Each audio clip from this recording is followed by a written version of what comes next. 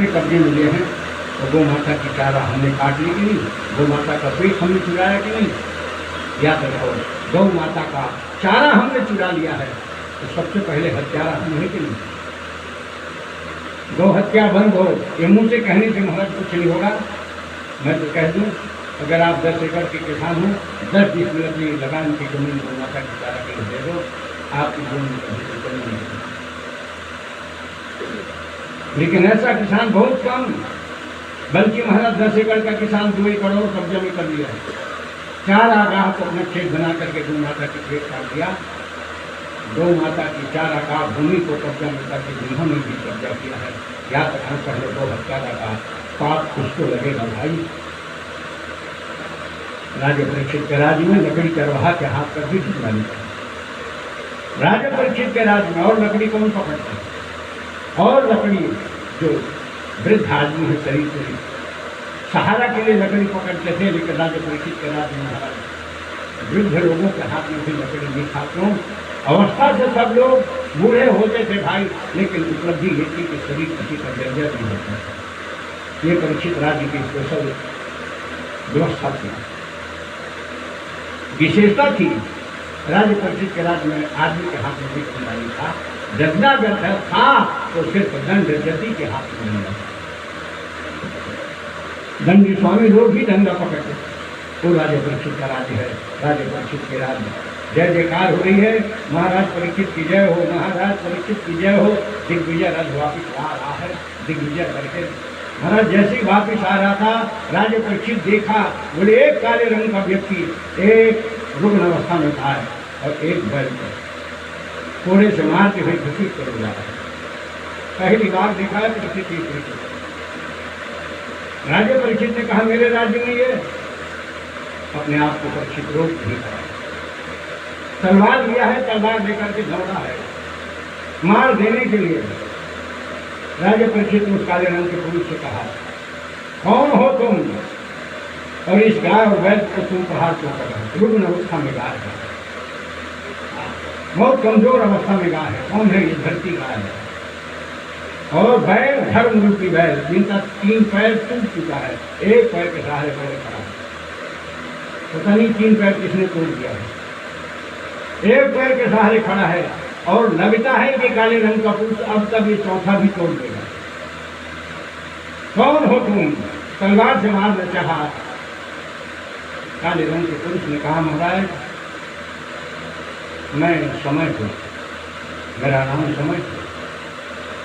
मुझे कभी लोग सतयुग के नाम से जानते थे, लोग कभी त्रेता के नाम से जानते थे, कभी द्वापर के नाम से जानते थे। मैं वही समय हूँ महाराज, और आज मुझे लोग कलयुग के नाम से जानते हैं। हम लोग 4 भाई हैं महाराज, त्रेता बड़ा, सतयुग बड़ा है, त्रेता छोटा है, उसके बाद द्वापर है, उसके बाद मैं छोटा भाई हूँ महाराज। मेरा नाम कलयुग है, मैं समय हूँ महाराज। और आप तलवार उठा करके मुझे मारना चाहते हो, आप मुझे मार नहीं सकते, क्योंकि मैं समय हूँ। समय को हम नहीं मार सकते, समय हम सबको मार रहा है।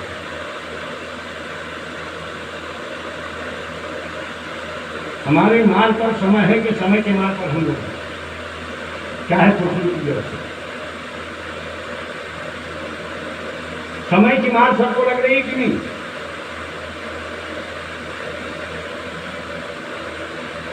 मैं समय हूं महाराज, मुझे आप मार नहीं सकते। परीक्षित समय को कोई नहीं मार सकता भाई। परीक्षित ने कहा थोड़ा रुक करके, ठीक है यार मैं तुमको मार नहीं सकता, समय को भाग जाओ मेरे राज्य से, मेरे राज्य में तुमको रहने का कतई अधिकार नहीं। उन्होंने कहा महाराज फिर गलत कर रहे हो बात, मुझे न तो आप मार सकते और न ही आप मुझे भगा सकते। तो मैं समय हूँ, न मैं किसी के कहने से जाता हूँ और न ही किसी के कहने से आता हूँ। मैं एक नियमित चक्र है मेरा, मैं आता हूँ जाता हूँ, न किसी के रोकने से मैं रुकता हूँ और न किसी के कहने से मैं जाता हूँ। परीक्षित ने कहा यार मैं राजा होता हूँ, न मैं तुमको मार सकता और न ही मैं तुमको भगा सकता, तो मेरा भी तो कुछ पावर है ना यार, मैं भी राजा हूँ। समय ने कहा महाराज अगर आप राजा हैं तो महाराज आप राजा हो तो शरण में आए हुए कोई स्थान देना आपका कर्तव्य होगा। शरणागत हूँ महाराज, शरणागत हूँ जे कहीं निज अनिहित अनुमान। महाराज शरण में आए हुए का जो बल क्या करता है महाराज, ते नर पावल पाप में तीनों ही दिलों का थान, ऐसे पापी को देखने में भी हानि है महाराज, इसलिए मैं आपको शरण में आप मुझे करूंगा। कम उम्र है महाराज मेरी, 4,32,000 साल मेरी उम्र है, सबसे छोटा भाई हूं मैं। 8,64,000 साल द्वापर युग की उम्र है, 12,98,000 साल त्रेता युग की उम्र है और 17,28,000 साल कलयुग की उम्र है। सबसे कम उम्र वाला महाराज मुझे कौन। तुम जैसे निर्दयी क्रूर को मैं अपने राज्य में बिल्कुल नहीं रख सकता। तुम्हारी जो कर्म दिखाई दे रहा है, तू रंग से ही काला नहीं है, तू स्वभाव से भी काला है, मैं तुम्हें बिल्कुल नहीं रख सकता। महाराज कलयुग ने कहा है मेरे रूप को देख करके मत भूलिए, चमन को देख के मत भूल, पानी है देख उसे देख के चमन मिल गया है। महाराज मैं कलयुग हूँ और सभी युगों से मैं ज्यादा फायदेमंद हूँ, सभी युगों से मैं बहुत सरल हूँ महाराज, और सभी युग वाले लोग तो कठोर रहे। कृते अध्याय तो विष्णु त्रेतायाम यजतो मखई द्वापरे परिचर्यायाम करो तद्वरी कीर्तनाथ। सज्जुग में लोग कृत युग सब जोगी विज्ञानी करी हर ध्यान तरई भव प्राणी। सज्जुग में लोग भगवान का ध्यान के तब करे। त्रेता विविध यज्ञ नर करही, त्रेता में कई प्रकार के यज्ञ किए तब करे।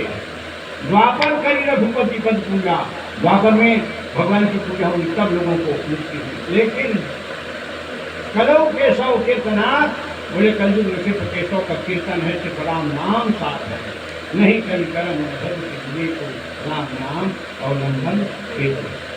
अब आप लोग बताओ ये चारों युग में सबसे बढ़िया युग कौन सा है?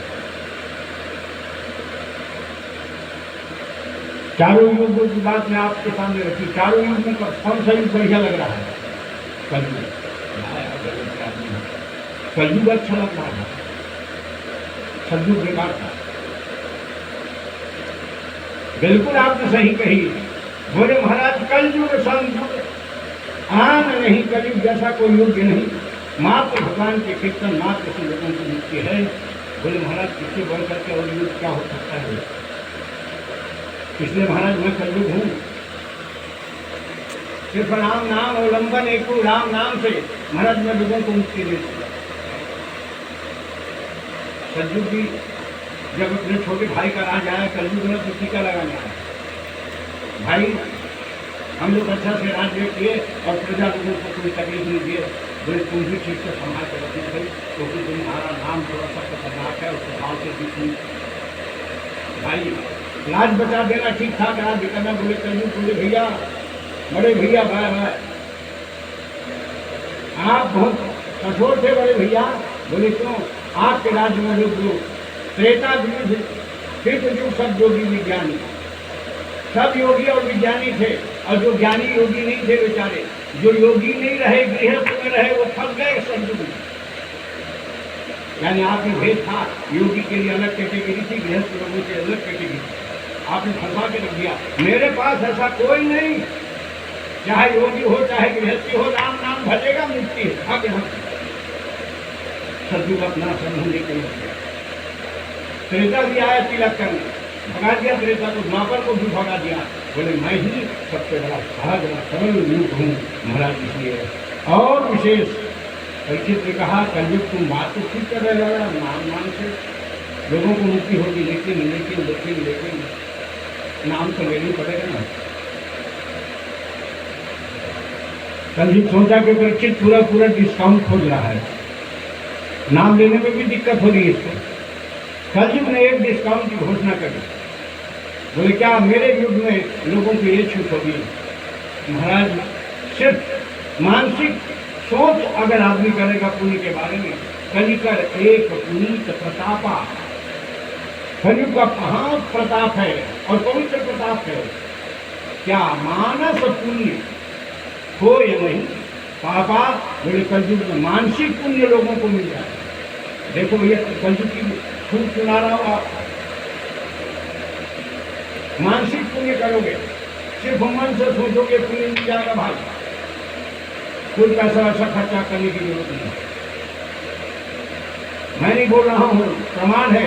कलिकर एक पुण्य प्रतापा, मानस पुण्य, मानसिक पुण्य, पुण्य के बारे में मन में सिर्फ सोच लो, सिर्फ सोचने भर से पुण्य मिलने वाला है, करने की जरूरत नहीं।